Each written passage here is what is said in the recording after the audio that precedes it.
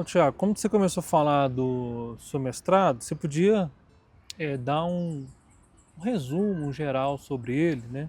De repente falar sobre o objetivo central, né? De repente era resolver esse problema de como dar uma aula melhor, né, para as pessoas que têm neurodivergências. E se de repente também teve alguma questão que você de repente entrou com ela e de repente durante o mestrado isso teve que mudar por causa da especificidade mesmo do tempo que você tem e de coisas que são específicas do trabalho que você viu que precisavam mudar. Vamos lá, são duas perguntas. São A duas primeira perguntas. pergunta, eu fiz um estudo exploratório, ou seja, eu sabia muito pouco. Eu me identifiquei como a maioria dos professores de educação musical na sala de aula, né? A gente tem uma formação muito limitada em relação à inclusão, à educação especial. A gente não sabe como lidar mesmo com essas pessoas dentro de uma sala de aula. Então, a partir daí, eu me pus a perguntar, né, se existem trabalhos sobre isso. Então, primeira coisa, eu me preocupei em fazer um levantamento bibliográfico. Então, eu peguei os últimos 10 anos, a partir de 2022, então de 2012 até 2022, e fiz essa pesquisa bibliográfica, pesquisando mesmo quais as fontes disponíveis gratuitamente online nos bancos de dados, dissertações e teses de universidades, né, plataforma CAPES, né, Google Acadêmico, e as revistas, né, que falam sobre educação musical, Uhum. a BEM, a Ampom, enfim. Eu fiz um levantamento bibliográfico nesse sentido para buscar, né, fazer um detalhamento assim, em uma discriminação do que cada uma desses artigos, dessas contribuições fala, e como que essas contribuições de fato podem ajudar o professor, né, em sala de aula. Uhum. Na prática com crianças autistas. Lembrando que o meu tema é focado em crianças autistas do Fundamental 1. Né? Qual que seria a idade? Seria uma idade entre 7 a 10, 11 Uhum. anos. Que é do primeiro ano ao quinto ano do Uhum. Fundamental 1. Né? E que eu acho que tem pouquíssimas contribuições relacionado a crianças menores, Uhum. né? Existem menos contribuições ainda para crianças maiores, né? Sim. Acho que o público infantil tem mais pesquisas, mas tem vários desdobramentos a partir desse material bibliográfico que eu colhi. Foram 95 trabalhos. Sim. Que vale a pena conferir na leitura lá da minha dissertação. Sim. Eu fiz um estudo de caso, né, para falar um pouco da minha experiência e trazer um pouco da dificuldade mesmo de ter uma criança com maiores comorbidades, uma criança que não tem a verbalidade, né, que ela não fala através de palavras. E aí eu fiz um pequeno resumo de um ano dessa criança numa sala de aula do segundo ano.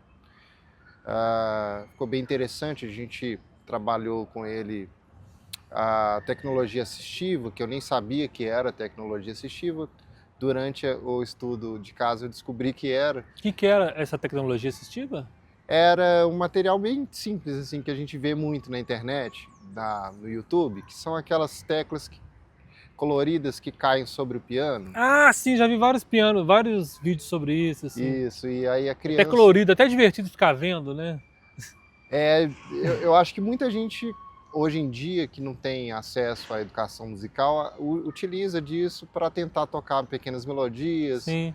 E ele conseguiu ser impactado por essas cores e tal, Uhum. e tinha um teclado na escola e a gente fez com que ele tivesse uma participação maior e mais efetiva nas atividades musicais a partir dessa tecnologia assistiva e também com o grupo de apoio, né, profissionais Sim. envolvidos no apoio dessa criança. Esse que você está comentando é aquele estudo que você fez lá em Contagem, específico? O de Contagem É outra foi coisa. bem depois Ah, da tá. dissertação. Eu trabalhei em Contagem durante um ano, Entendi.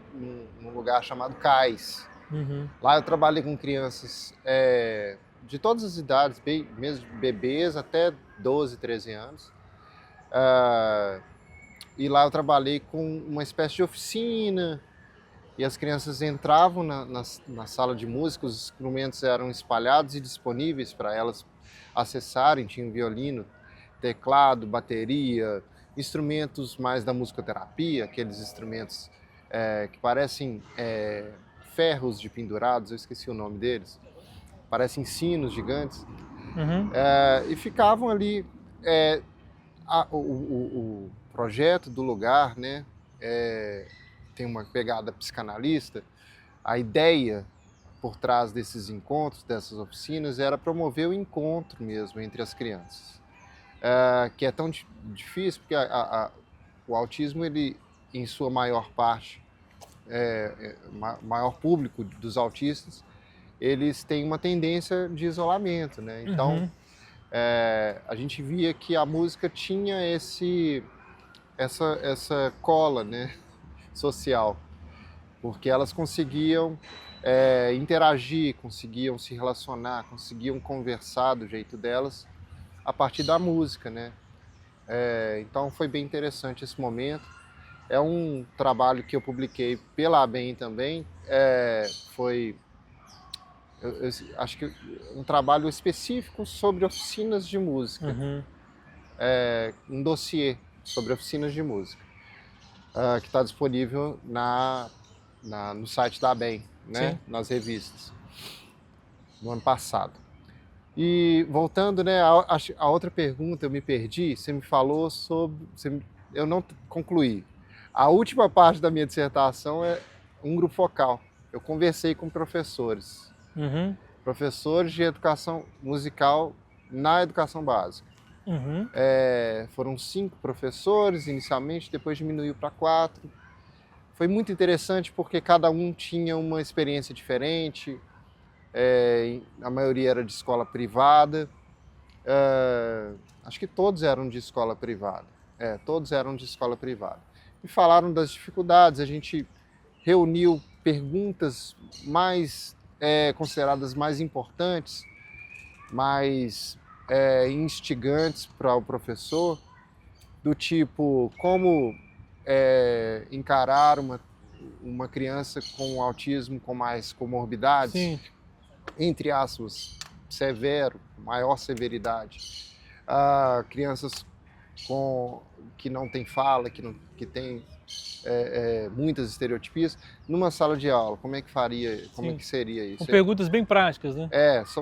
A gente fez umas 11, 12 perguntas e aí a gente selecionou umas 4, 5 para serem as mais importantes, assim, que iriam permear, nortear as nossas conversas. Uhum.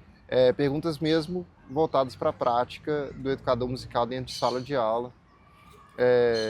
Enfim, foi muito legal. As experiências trocadas serviram para que cada um de nós contribuísse de uma maneira única, né, da sua visão de mundo e da sua forma de encarar a educação musical e a educação básica. Foram colocadas ali, né, nesse trabalho, e acho que ficou bastante heterogêneo, assim, tem várias visões, então a pessoa que lê, ela vai entender de uma forma mais ampla, não pessoal, né, porque um grupo focal, ele tem essa possibilidade da conversa, do diálogo e dos desdobramentos a partir de um tema, a partir de várias visões. Então acho que foi bem interessante nesse sentido. Quem lê vai entender Sim. essa diversidade que eu estou Sim, falando. de abordagem da pessoa autista, né? Sobre o estudo de caso que descreve a experiência com aluno de nível 3 de transtorno do aspecto autista. Quais foram os principais aprendizados práticos obtidos com a experiência com esse aluno? Isso é referente já ao, ao artigo, né? Não é, Não, o ou no estudo de, doutorado também, no o estudo mestrado de também. caso foi um artigo, foi um artigo do mestrado Ah, mesmo, ótimo. né? Porque o meu mestrado eu dividi em 3 artigos, Uhum, né? O levantamento bibliográfico, o estudo de caso e o grupo focal. uhum. E ele era, antes de ser esse artigo, antes de estar no meu mestrado, ele era uma publicação da ABEM, mas não era de revista, era uma publicação de um congresso, Sim. de um congresso sobre educação básica, que eu fiz, acho que, se eu não me engano, em 2021, que eu falei pela primeira vez desse caso, Sim. mas era um relato de experiência. Eu transformei esse relato de experiência no estudo de caso. Uhum. E você me fala quais as aprendizagens, né? É. O que eu adquiri com esse estudo de caso. Você podia explicar pra gente também, assim, o autista do nível 3, assim, né? Uhum. É, Bom, no DSM-5, né, que é um livro dessa grossura, que tem a maioria das doenças de saúde mental, uhum. e é o último publicado, tem uma revisão última, acho que de 2022, se eu não me engano, ele trata o autismo em 3 níveis, e esses níveis são níveis de suporte. Uhum. Tem um nível menor de suporte, que é o 1, o nível intermediário de suporte, que é o 2, bem simplório, viu? Sim. A minha explicação. E o nível 3 tem um maior suporte, né? Ou seja, a pessoa que tem níveis de interesse restrito, muito elevados, uma comunicação muito comprometida, né? E uma tendência de isolamento, né? Uma dificuldade social muito maior, ela pode ser uma pessoa de nível 3, Uhum. né? Agora, uma pessoa que tem menos, inclusive o nível 3, ele pode vir adicionado assim, com deficiência intelectual, Uhum. né? Ele pode estar relacionado a outras deficiências e pode também estar agregado a outras síndromes, né? A gente vê também casos de pessoas com síndrome de Down autistas, Uhum. né? Nível 1, 2 ou 3, né? Isso não importa. Mas o nível 3 é aquela criança que precisa de muito suporte, que o pai está o tempo todo e elas precisam de mais terapias, Uhum. né? Terapia ocupacional, terapeuta, psicólogo, enfim, neuropediatra. Sim. São pessoas que têm uma maior atenção, né? Eu acho que o maior aprendizado com essa criança foi, vamos dizer que eu nem tinha feito meu mestrado ainda, nem tinha começado a pesquisar, que é um relato de experiência, um estudo de caso de algo que já tinha acontecido. Uma Sim. experiência que eu tive na sala de aula, e foi a minha primeira experiência com uma criança não verbal, uma criança que se expressava muito pouco para o outro, né? Assim, o entendimento que eu tinha era muito diferente do que eu tenho hoje. Quando eu ouvia, eu nem sabia que era autismo. Eu pensava que era talvez um PC, né? Uma paralisia cerebral, alguma coisa assim. Sim. E não, ele era uma criança nível 3 de suporte autista. E aí depois que foi me explicado, né? A gestão escolar me falou, olha, tem essa criança, nem foi a gestão, viu? Foi uma conversa de corredor, assim. Eu até falo isso na minha dissertação. O professor de música, ele vai muito pouco na escola. Então acaba que a gente entra de paraquedas em algumas coisas. Sim. Nem foi a gestão falou comigo depois. A professora que falou, olha, tem um menino lá, mas ele não dá muito trabalho não, ele é tranquilo, tem uma pessoa para ajudar também, se ele Aí ele não falou muito a respeito, não. E ele é autista, mas tranquilo, assim, cuidado muito com barulho, assim, essas coisas. Eu falei, poxa, minha aula é a primeira aula com essas crianças do ano, e elas estão com a flauta na mão. É a primeira aula de flauta. Como é que eu vou dar aula de flauta? E ela falou, a primeira coisa que ela fala, olha, cuidado com barulho e tal. Bom, eu entrei na sala e me deparei com essa situação, mas tinha uma pessoa cuidando dela, e logo essa pessoa tirou o menino de sala. E ele não participou da primeira aula. O que eu vou falar só dessa primeira aula, agora eu vou falar o que eu aprendi com essa experiência durante esse ano inteiro. Que o professor ele deve se portar dentro de uma escola, ele deve ter um conhecimento sobre inclusão, primeiro. Ele deve entender sobre deficiências, sobre as possibilidades, limitações, sobre o desenvolvimento das crianças. Deve ter em mente que isso pode acontecer, dele ir para uma sala e ter uma criança neuroatípica, e que está tudo bem se ele tiver essa formação e esse conhecimento.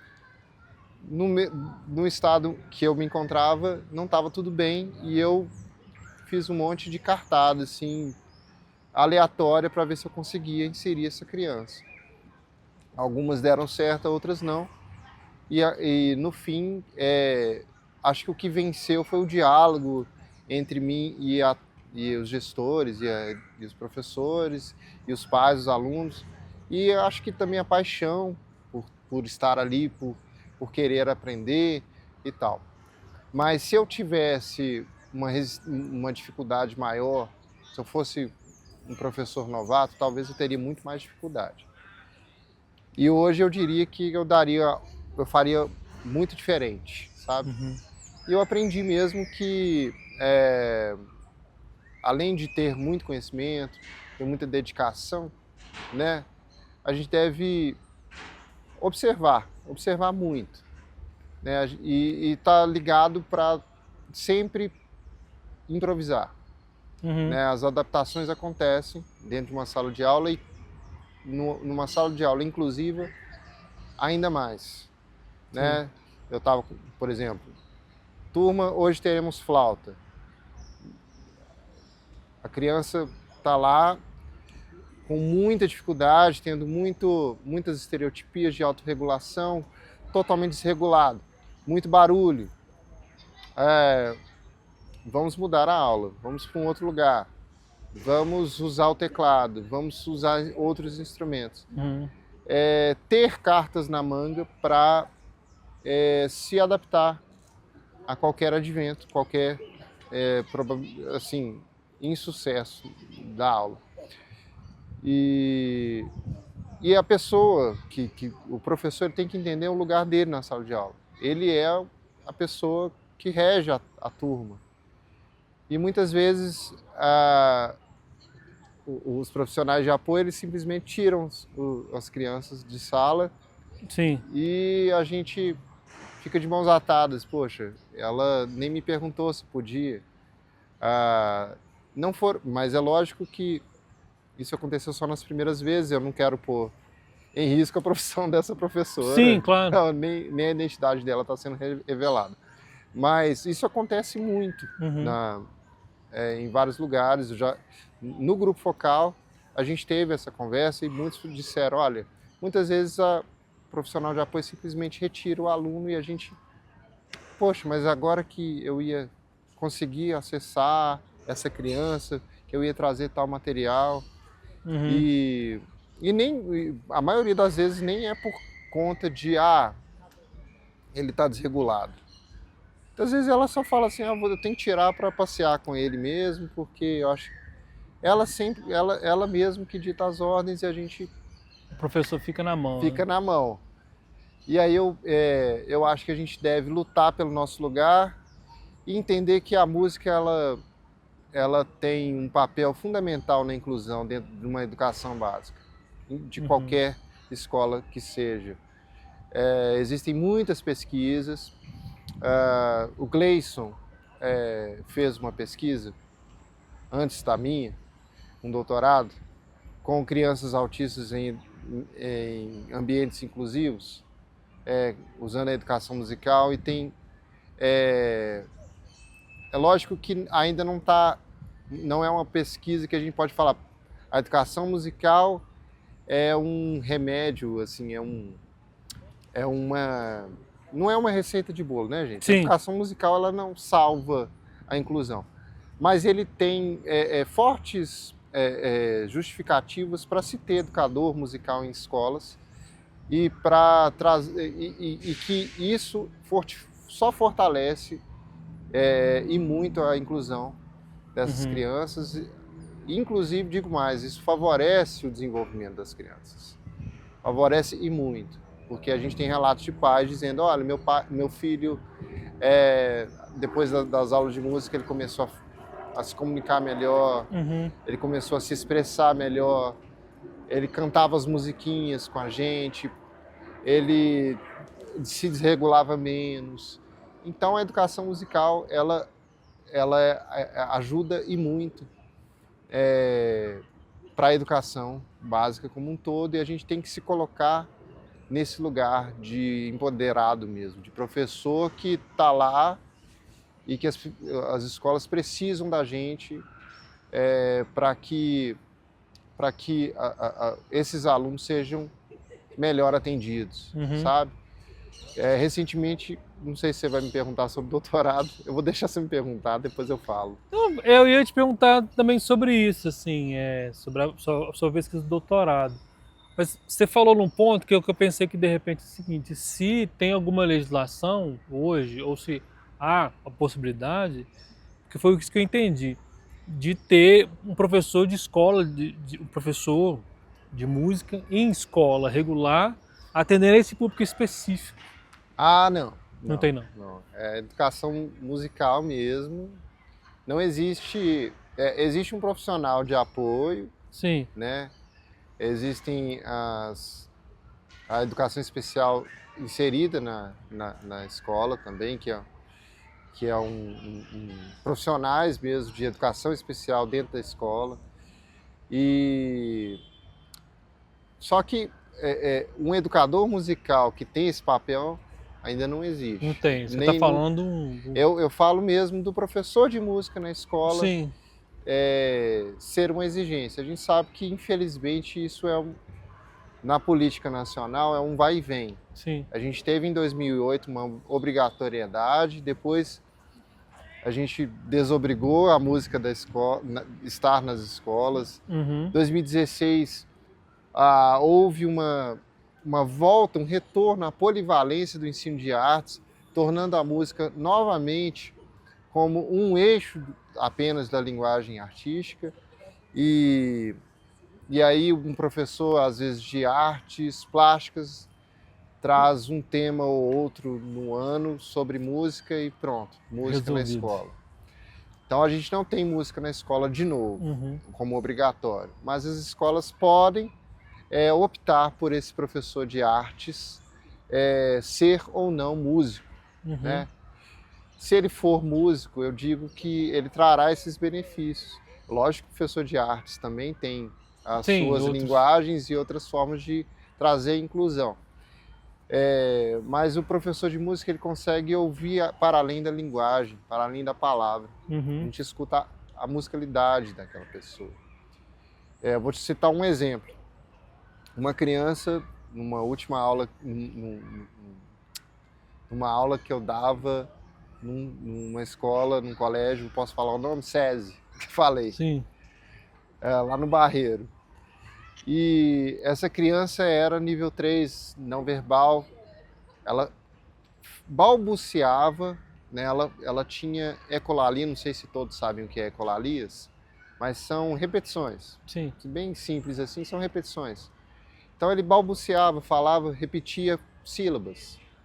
E eu estava trabalhando o ritmo com as crianças, fazendo trenzinho e tal, e ele, no meio da brincadeira, ele olhou e falou assim, eu não lembro a palavra, acho que era bola, isso. bola, bola. E começou a falar e todo mundo começou a andar. Eu falei, não, gente, vamos continuar andando.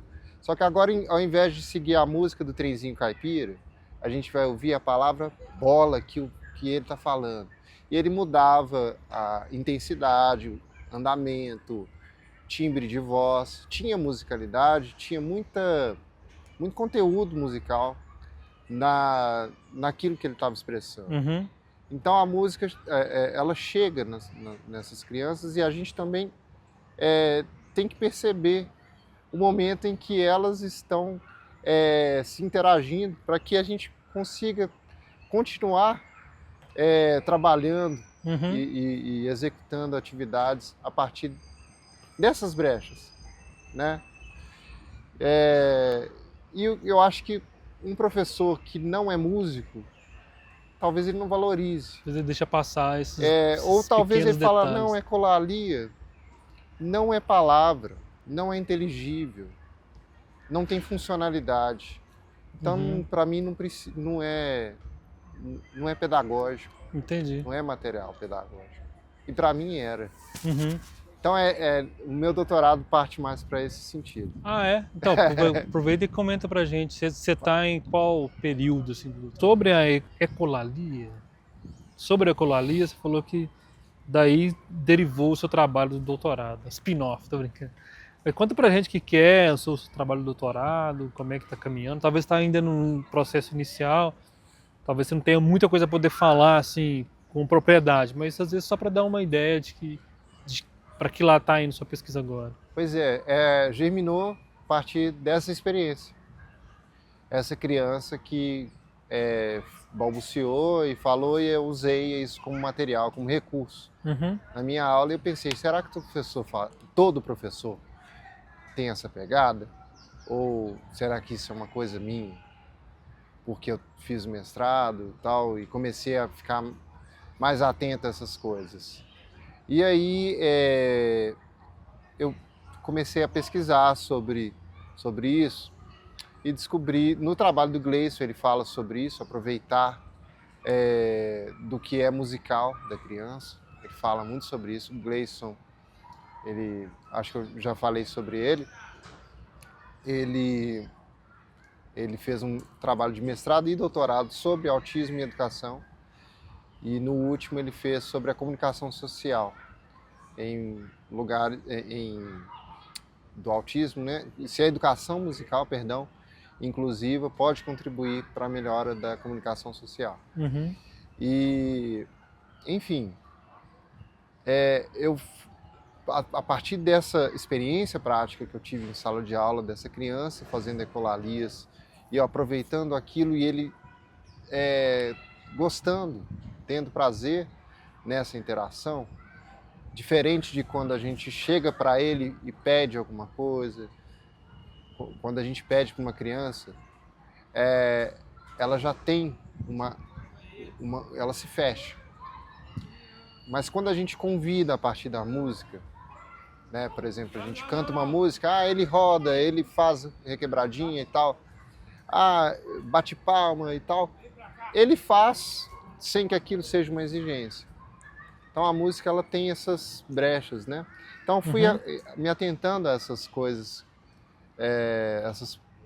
esse material, esse conteúdo de experiências mesmo em sala de aula, e percebi que existe uma forma de se acessar essas crianças que não seja pela palavra, que seja pela própria musicalidade que ele tem. E o professor de música é capaz de perceber essa musicalidade. E é capaz de comunicar a partir dessa musicalidade. Parece difícil entender isso, né? Como que é isso? Mas a partir desse exemplo, por exemplo, a gente percebe que essa criança interagiu, ela conversou, sorriu, ela, mesmo que seja não verbalmente, ela se expressou e foi atendida. Né? E nesse sentido, eu acho que eu comecei a pensar numa linha de pesquisa que fosse me auxiliar nisso aí. E aí eu eu pensei em observar pessoas, professores, para ver se eles têm essa dinâmica Uhum. pedagógica de observação, reflexão e a partir daí tentar acessar essas crianças. Como material teórico, assim, como eu gostei muito, me aproximei muito de um termo chamado musicalidade comunicativa, que é um termo até recente, tem 25 anos, Sim. que ele começou a estar presente, né, em alguns artigos e tal, que é um termo que veio inclusive da paleontologia, acho que foi, se eu não me engano, dois pesquisadores, Trevarter e Malloch, que identificaram que isso seria um padrão, que a musicalidade comunicativa seria um padrão do ser humano, seria algo ontogenético. É uma expressão que vai além da genética, né? Uhum. Vem também do passado ancestral, Sim. de ancestralidade genética, né? E aí a gente pode pegar desde os neandertais e dos Homo sapiens, enfim, de todas as espécies que permeavam ali até que chegasse no homem mais Sim. moderno. Até animais também têm uma musicalidade comunicativa, né? Também tem trabalhos Uhum. sobre essa. E aí a gente vê nos primatas essa musicalidade comunicativa e vê também que é algo que vai se construindo a partir da evolução humana mesmo. Eles começaram a entender dessa forma. E Uhum. que o ser humano, ele é musical por natureza, Uhum. né? Ou seja, todos nós somos musicais. É lógico que vai para além dos vários significados da música que a gente Sim. às vezes tem um significado mais artístico e tal. A gente pode observar que nesse caso a música tem um sentido mais de comunicação mesmo. E eu quero usar isso como defesa, Uhum. que a música ela é própria do ser humano, ela não é só um segmento artístico. Basta a gente falar que a gente percebe as nuances musicais de timbre, intensidade, a dinâmica, sei lá, silêncio, pausas, Sim. coisas, é lógico que não são programadas, não é uma partitura, né? A Sim. gente não fala como numa partitura com uma métrica perfeita, mas a gente percebe que se a gente tirar a musicalidade, o sentido das palavras Elas se somem, né? anulam, Uhum. né? Basta você tentar aprender uma língua e às vezes você sabe falar a palavra, mas ninguém te entende aquela palavra, porque você não fala com a Da musicalidade musicalidade que aquela pessoa que fala, requer, né? né? A entonação, qual a sílaba mais forte. É, e não só isso, né? Às vezes aquilo que a gente quer passar de sentimento, de emoção, a gente usa a musicalidade também. Uhum. Né? Eu quero falar que eu estou com medo, né? Às vezes eu uso um tom, eu levanto um pouco o palato lá atrás e a voz fica um pouco mais escura. Uhum. Ou se eu quero mimar fazer Acalentar dengo uma com uma criança. criança, eu Sim. vou para um tom mais agudo e mais metálico. Uhum. Então, e falo prolongo as últimas sílabas. Então, isso tudo é música, Sim. que é inserida na nossa comunicação desde pequeno, que a gente... E aí eles começaram a perceber a musicalidade que há entre bebê e mãe, né? Uhum. Tem um trabalho da Betânia Paris que fala sobre isso, muito legal. Eu recomendo todos, fala sobre parentalidade intuitiva e musicalidade comunicativa. Uhum. E eu pretendo defender a minha tese de doutorado usando essa teoria, né, e buscando fazer com que os profissionais da educação musical inseridos na educação básica tenham essa reflexão Sim, sobre e possam ter esse o recurso poder, pedagógico, né? exatamente, ter esse recurso pedagógico de observação. De escuta, né? Olha só, ele tá repetindo assim, assado. É igual, mas não é, né? É diferente. Ali ele mudou um pouco, ele já tá interagindo de alguma forma, né? É lógico que pensando numa sala de 25 alunos pode ser complicado mesmo, Complicadíssimo. mas o professor ele vai se moldando, né, ao longo dos 200 dias letivos, 40 semanas, ele vai se moldando, vai conhecendo cada um, vai entendendo melhor quem que ele está lidando, né, as pessoas que estão à sua frente, e aquilo vai virando algo mais palpável para aquele trabalho. E aí isso é possível, lógico, durante um tempo. Lógico que a gente conta também com recursos, estrutura, reuniões, pessoas para dar um apoio, né, da gestão escolar, para conversar, discutir sobre a avaliação sobre esses métodos também, se está dando certo, se não está, se se as minhas ações estão melhorando.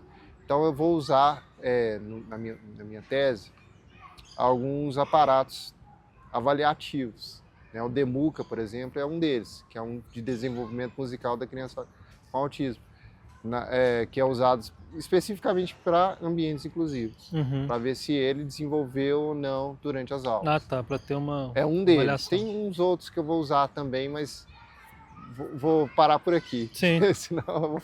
Entendi. Não, acho que tá ótimo, Thiago. Você pelo que eu percebi, a tese ainda tá no começo, né? Tá no começo ainda, embora eu já tenha 2 anos já, mas é porque eu... Sim, você está complementando cumprindo as as exigências do próprio doutorado, mas você já vai caminhando, mas é pouco ainda, né? Ah, que bom. Então, obrigado pela participação. Eu que agradeço, Sucesso aí na pesquisa. Agradeço. Bom demais. Até mais.